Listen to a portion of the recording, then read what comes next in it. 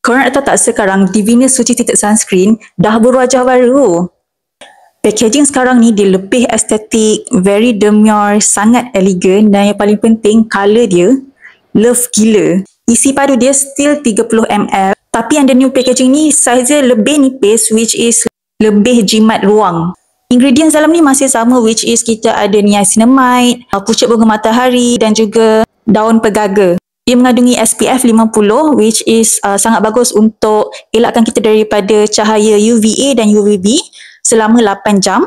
Selain daripada itu, ia juga mempunyai protection against visible light dan juga blue light yang menyebabkan pigmentasi.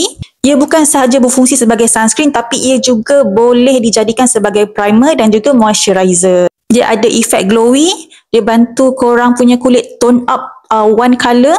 Dan yang paling penting, ia boleh jadikan sebagai perawatan kulit.